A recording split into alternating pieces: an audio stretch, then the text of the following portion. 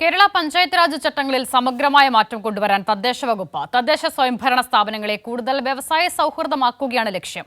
നിയമവിധേയമായ ഏത് സംരംഭത്തിനും പഞ്ചായത്തുകളിൽ നിന്നും ലൈസൻസ് ലഭിക്കുന്നതിന് വ്യവസ്ഥ കൊണ്ടുവരുമെന്ന് മന്ത്രി എം. രാജേഷ് പറഞ്ഞു. ഒരു സംരംഭത്തിന് ഒരിക്കൽ വാങ്ങിയ അനുമതി സംരംഭകൻ മാറുമ്പോൾ സംരംഭകത്വത്തിൽ നിന്ന് മാറ്റമില്ലെങ്കിൽ ആ അനുമതി കൈമാറാം. സർക്കാർ നിയോഗിച്ച സമിതിയുടെ ശുപാർശയുടെ അടിസ്ഥാനത്തിൽ തീരുമാനങ്ങൾ ഉടൻ നടപ്പിലാക്കാനാണ് തീരുമാനം. പുതിയ കാലത്തെ പല സംരംഭങ്ങൾക്കും ലൈസൻസ് നൽകാൻ സാധിക്കാത്ത സാഹചര്യം ഇനി മാറും.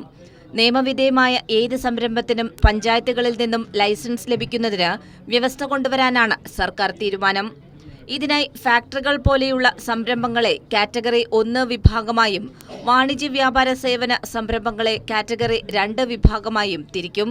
ആ കമ്മിറ്റി വളരെ പ്രധാനപ്പെട്ട ശുപാർശകൾ ഗവൺമെന്റിന് സമർപ്പിച്ചിട്ടുണ്ട്.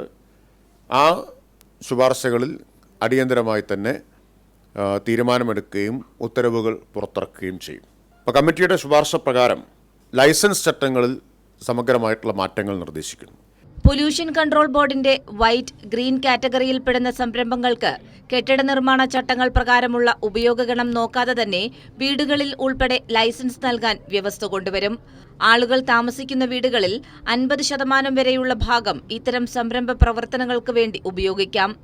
വ്യവസായ മേഖലയിൽപ്പെട്ട കാറ്റഗറി 1 സംരംഭങ്ങൾക്ക് പഞ്ചായത്തുകളുടെ ലൈസൻസിന് പകരം രജിസ്ട്രേഷൻ മാത്രം മതിയാകും. വ്യവസായ മേഖലയിലല്ലാത്ത കാറ്റഗറി 1 സംരംഭങ്ങൾ ആരംഭിക്കുന്നതിന് പഞ്ചായത്തുകളുടെ അനുമതി തേടണം. എന്നാൽ ഒരു അനുമതിയും പഞ്ചായത്തുകൾക്ക് നിഷേധിക്കാൻ അധികാരമില്ല. ആവശ്യമെങ്കിൽ നിബന്ധനകൾ നിർദ്ദേശിച്ചുകൊണ്ട് അനുമതി നൽകണം.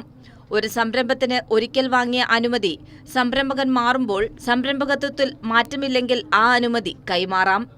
ലൈസൻസ് ഫീസ് പൂർണ്ണമായും മൂലധന നിക്ഷേപത്തിന്റെ അടിസ്ഥാനത്തിലാക്കും. സ്ഥാപനങ്ങൾക്കെതിരെ വരുന്ന പരാതികളിൽ ബന്ധപ്പെട്ട വിദഗ്ധ സ്ഥാപനങ്ങളുടെ ഉപദേശം തേടി സമയബന്ധിതമായി തീർപ്പ് കൽപ്പിക്കാനും സംവിധാനം ഏർപ്പെടുത്തും. പഞ്ചായത്തുകളുടെയോ സെക്രട്ടറിമാരുടെയോ ചുമതലകളിൽപ്പെട്ട വിഷയങ്ങൾക്ക് മാത്രമേ പരിശോധന നടത്താൻ പാടുള്ളൂ. എന്തിനും ഏതിനും കയറിയുള്ള പരിശോധനാ രീതി അനുവദിക്കില്ലെന്നും മന്ത്രി വ്യക്തമാക്കി. കൈരളി ന്യൂസ്, തിരുവനന്തപുരം.